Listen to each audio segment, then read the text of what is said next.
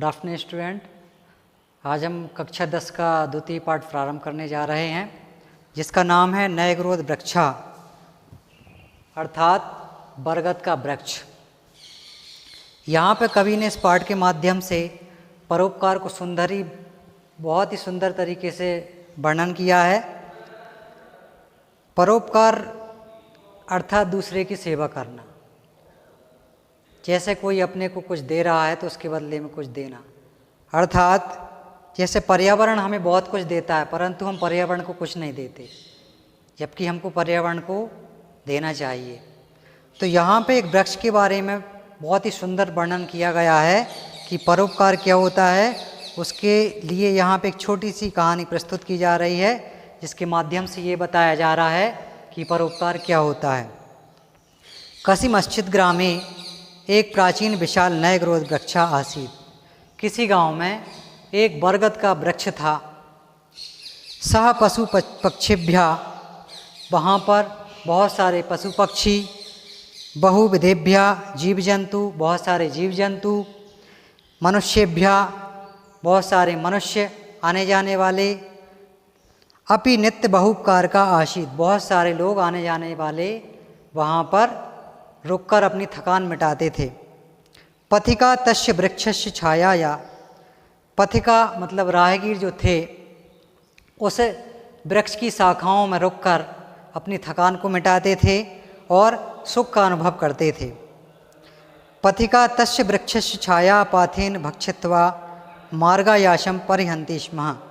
राहगीर उस वृक्ष की छाया में सुखद आनंद का अनुभव करते थे और अपने को तृप्त करते थे। पशुवा छायार्थम वृक्ष में मम आस्यन्ति स्म। पशु पक्षी जो थे उसकी छाया में सुख का अनुभव करते थे।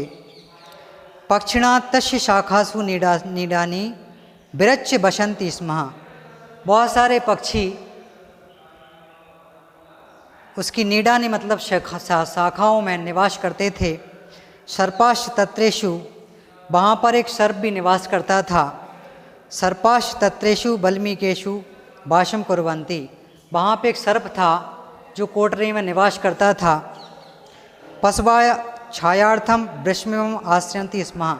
पशु पक्षी वहाँ पर आश्रय लेते और सुख का अनुभव करते थे। पक्षिणा तस्य शाखासु नीडानी विरच्य बसन्ति स्म। पक्षी जो थे उसकी शाखाओं पर, लताओं पर कलरव करते, मधुर गान करते और सुंदर सुख का अनुभव करते थे। सा वृक्षा सर्वप्रिया सर्वहिता, वह वृक्ष सबके लिए प्रिय और सबके लिए हितकारी था।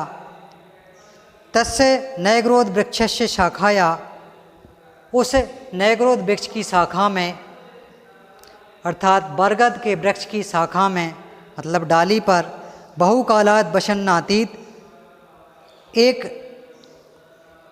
कौआ बहुत दिनों से जो रह रहा था। किमपि स्मरन इतस्तत दृष्टवा एवं उच्चे अरटत, वह एक दिन बहुत ज़ोर ज़ोर से विलाप करने लगा, अर्थात ज़ोर ज़ोर से चिल्लाने लगा। हे बंधवा श्रूयताम श्रूयताम में बचा, हे भाइयों मुझे सुनो मुझे सुनो, ऐसा वो कहने लगा।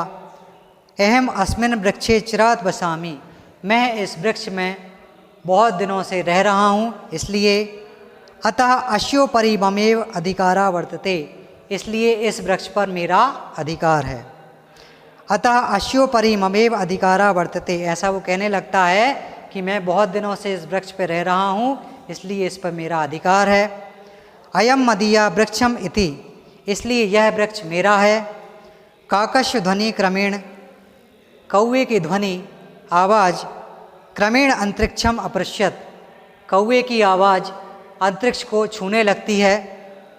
काकस्य रटनम श्रुत्वा, कौवे के ऐसे चिल्लाने से वृक्षस्य समीपम चरन्तः, वृक्ष के आसपास जो पशु पक्षी चारा चर रहे थे, वृक्षा ने डयमाना वृक्षस्य कोटरेषु निवसन्तः, और जो कोटरे में अर्थात घोंसलों में जो पक्षी रह रहे थे वो भी बाहर निकल आते हैं। च सर्वे प्राणिना पशवा प्राणिना सर्पाश्च समायाता, और विभिन्न प्रकार के पशु पक्षी और जीव जंतु सर्प आदि जो वहाँ पर निवास करते थे वृक्ष में, वो कौवे की आवाज़ सुनकर बाहर निकल आते हैं। तेषा मध्य प्रथमम सर्पा, सबसे पहले वहाँ पर सर्प प्रकट होता है अर्थात सांप प्रकट होता है। फटा टोपम कुर्बम न्यगदत, उसने अपना फन उठाकर कहा, क्या कहा? पितृपिता महानाम कालादपि अहम अत्रेव, मैं यहाँ पर चिरकाल से मतलब बहुत समय से यहाँ पर रह रहा हूँ, मेरे माता पिता भी यही निवास करते थे। अहम अत्रेव निवसामि अतो अहम वृक्षः मदीव एव, इसलिए इस वृक्ष पर सबसे पहले मेरा अधिकार है क्योंकि मैं यहाँ बहुत दिनों से निवास कर रहा हूँ। इति ततः शाखात शाखांतरम, इसके बाद शाखा से मतलब डालियों से शाखांतरम चक्रम एक कीट प्रदत्तवत प्रत्ययवदत, उस शाखाओं पर चलता हुआ एक कीड़ा बोला। क्या बोला कीड़ा?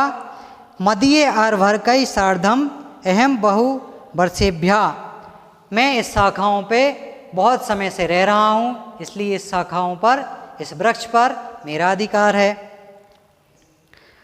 अत्रेव उषितवानस्मि अतो अहम वृक्षमवेव इति, इसलिए इस वृक्ष पर मेरा अधिकार है क्योंकि यह मैं बहुत समय से यहाँ पर रह रहा हूँ। अनंतरम शुकः, इसके बाद एक तोता आता है। अहम वृक्षस्य फलानि खादन जन्मवत्, इसके बाद एक तोता आता है और वो भी अपना अधिकार वृक्ष पर जमाने लगता है और वो बोलता है, अस्य वृक्षस्य फलानि खादन जन्मतः, मैं इस वृक्ष पे बहुत समय से रह रहा हूँ, इस वृक्ष के मीठे फल खा रहा हूँ, अतः इस पे मेरा अधिकार है। ऐसा वो तोता बोलने लगता है। नाहम इमं ध्रुवम परित्यक्त मिच्छामि, और मैं इस वृक्ष को छोड़कर कहीं नहीं जाऊंगा। मदीय एवं नैग्रोध वृक्षा, इसलिए इस बरगद के वृक्ष पर मेरा अधिकार है। इति उच्चे अवर्णत, और वह ऐसा जोर जोर से चिल्लाने लगता है। ततश्च तत्रया अपरिमृता क्रम्या कीटाश्च, उसके पश्चात बारी बारी से विभिन्न प्रकार के कीड़े और जीव जंतु उस वृक्ष पर अपना अपना अधिकार जमाने लगते हैं। वृक्षोस्परि स्वस्वम अधिकार घोषयन्, और उस वृक्ष पर अपने अपने रहने की घोषणा करने लगते हैं, अपना अधिकार जमाने लगते हैं। विचित्रतरम कोलाहलम अकुर्वन्, और जब सब लोग एक साथ चिल्लाते हैं, उद्घोष करने लगते हैं, तो विभिन्न विशिष्ट प्रकार का, विचित्र प्रकार का एक कोलाहल होने लगता है। अत्रांतरे कश्चित अजापुत्रा तत्रागता, उसके पश्चात एक बकरी का बच्चा वहाँ चढ़ते हुए आ जाता है। सो अपि तस्य तरो पत्राणि खादन नंदति स्म, और वह वहाँ वृक्षों के पत्ते वह बकरी का बच्चा खाने लगता है आके। तम दृष्ट्वा सर्वे प्राणिनः, तब सभी प्राणी न्याय निर्णयम कर्तुम तम प्रार्थयन्त, तब सभी प्राणी जीव जंतु जो थे उस बकरे के बच्चे से कहने लगते हैं कि आप हमारा न्याय करो। सर्वेषां वचनानि श्रुत्वा, सभी का ऐसा वचन सुनकर सह अजा अवदत्, वह बकरा बोला, अस्तु मया समेषां समस्या समाकरणता, मैं आप सब लोगों की समस्या का निराकरण करूँगा, आपकी समस्या को दूर करूँगा। ऐसा वह बोलने लगता है। इदामी मम वचनानि यूयम शृणत, इसलिए तुम सब मेरे वचन को सुनो। काश्चन शाखा काकेभ्या शाखातराणि कृमिटेभ्या मूल सर्वेभ्या, मेरे पास एक मेरा मित्र है लकड़हारा, जो पास के गांव में रहता है, उसके पास चलते हैं।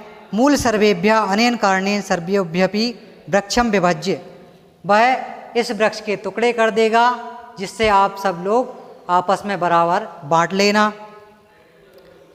अस्मिन्नेव ग्रामे कश्चित वृक्षेदका, उस गांव के समीप एक लकड़हारा रहता था। मे मित्रमस्ति, वो कहने लगा वह मेरा मित्र है और वह इस वृक्ष को बराबर हिस्सों में बांट देगा जिससे तुम अपना अपना हिस्सा ले लेना।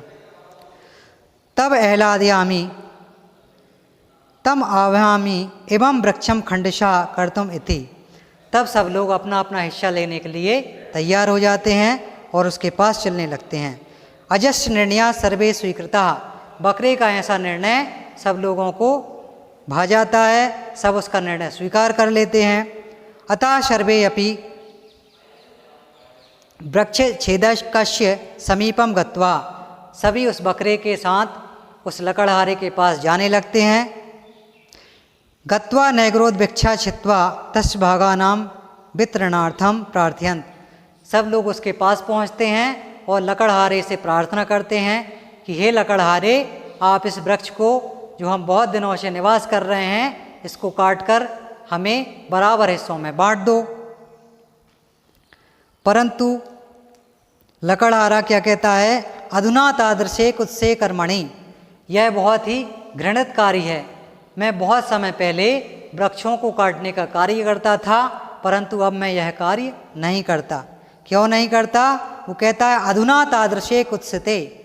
आज के समय में वृक्षों को काटना बहुत ही घृणित कार्य है।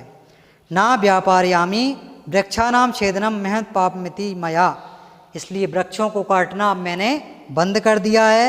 मया अधिगतमस्ति अतः नैग्रोध वृक्षस्य छेदनम अहम न करिष्यामि। इसलिए अब मैंने वृक्षों को काटना बंद कर दिया है, इसलिए मैं इस वृक्ष को नहीं काटूंगा। तथापि सर्वे प्राणिनः। तब सभी प्राणी वृक्षम छेदुम यदा निर्बंधन अकुर्वन् तदा सा धीमान इदमा। जब वह सभी प्राणी सुनते हैं कि वृक्ष को लकड़हारा नहीं काट रहा तो वह बहुत दुखी हो जाते हैं। अस्तु तरहि प्रथमम में बचा शृणुयात् यूयम्। और वह सभी उनसे प्रार्थना करने लगते हैं कि कृपया कर आप वृक्ष को हिस्सों में बांट दो और हमारा हिस्सा हमें दे दो। परंतु वह जो लकड़हारा था उन सभी प्राणियों से एक प्रश्न पूछता है। क्या प्रश्न पूछता है? वृक्षस्य उपकारा स्वीकृत्य युष्माभिः। वृक्ष हमारे लिए उपकार का कार्य करते हैं। कहा प्रत्युपकारा कृता। परंतु तुम सब लोगों ने इसके लिए क्या किया है? युष्माकं मध्ये कहा वृक्षस्य जलसेचनम अकरोत्। क्या तुम लोगों ने कभी इस वृक्ष को जल से सींचा है? वृक्षस्य कहा तस्य रक्षणम विहितवान् न कोऽपि किंचिदपि अकरोत्। क्या तुमने कभी इसको भोजन दिया है? वरुण देवा वृष्टि वर्षति। वरुण देवता जो हैं वो जल सींचते हैं। सूर्य देवा प्रकाशा। सूर्य देवता प्रकाश देते हैं। भूमाता वृक्षस्य आधारभूता। भूमाता जो होती हैं अर्थात धरती माता इस वृक्ष की आधारभूत हैं। वायु अनिलम ददाति। वायु हवा देती है। ते सर्वे वृक्षम पालयन्ति पोषयन्ति रक्षन्ति। इस प्रकार सब अपने अपने कर्तव्य का वहन करते हुए इस वृक्ष को पालते हैं। ते न कदापि मम अधिकारः। इसलिए इस वृक्ष पर आपका किसी का भी अधिकार नहीं है। इति अवदन। ऐसा वो बोलता है। ते सर्वे परोपकारिणः। सभी लोग परोपकार का कार्य करते हैं, परंतु आपने कौन सा कार्य किया है? परम यूयम सर्वे परोपकारिणा वृक्षस्य सहायं स्वीकृत्य तमेव नाश्यतुम्। इसलिए तुम सब ने जब कोई परोपकार का कार्य नहीं किया है तो इस वृक्ष पर आपका कोई अधिकार नहीं है। ऐसा वह लकड़हारा उन सभी जीव जंतुओं प्राणियों से बोलता है। कृत संकल्पा यूयम स्वाश्रमेव नाश्यत अस्मिन् वृक्षे छिन्ने सति यूयम कुत्र गमिष्यथा। यदि मैं इस वृक्ष को टुकड़ों में विभाजित कर दूंगा तो आप सब लोग कहाँ जाएंगे, अर्थात आप सब लोग कहाँ निवास करेंगे। सर्वमिदं श्रुत्वा पशु पक्षिणः। इतना सुनकर सभी पशु पक्षी बोले, आम आप बिल्कुल सत्य बोल रहे हैं। वयम स्वकर्तव्यम। हम सभी को अपने अपने कर्तव्य का बोध हो गया है। विस्मृतम अधिकारार्थम कोलाहलम कुर्मः। और सबको अपने अपने कर्तव्य का बोध हो जाता है और सब जोर जोर से चिल्लाने लगते हैं, शोर करने लगते हैं। वृक्षा प्रकृति वरः। वृक्षा प्रकृति दत्त वरः। वृक्ष जो होता है वो प्रकृति को देने वाला होता है। सा न काश्यापि एकस्य संपत् भवितुम् अर्हति। इसलिए वृक्ष हमें परोपकार की तरह से देखना चाहिए। वृक्ष जैसे हमें ठंडी हवा देता है, हमें मीठे फल देता है, उसी प्रकार हमें भी उसके लिए कुछ उपकार का कार्य करना चाहिए। अस्माभिः सर्वे मिलित्वा वृक्ष संरक्षणम संवर्धनम क्षमारोपणम, इसलिए हम सभी को वृक्ष के संवर्धन के लिए, उसके संरक्षण के लिए, उसकी रक्षा के लिए हम सबको आगे आना चाहिए। ऐसा वो लकड़हारा सभी जीव जंतुओं से बोलता है। ना तो विनाशा कार्या, तुम सब लोग यह विनाश का कार्य जो सोच रहे हो उसको मन से त्याग दो। इति दृढ़ निश्चयम अकुर्वन्, और ऐसा निश्चय करो, अस्माभिः मानवै अपि वृक्ष संपत् वर्धनीया ननु, और तुम सभी लोग इस वृक्ष के संहार के लिए जो सोच रहे हो उसको मत सोचो, अर्थात परोपकार की बात सोचो। तो ऐसा वह लकड़हारा सभी को समझाता है, सभी प्राणी समझ जाते हैं और खुशी खुशी अपने कामों में लग जाते हैं। तो ये पाठ से हमें ये सीख मिलती है कि हमें परोपकार सदैव करते रहना चाहिए। धन्यवाद।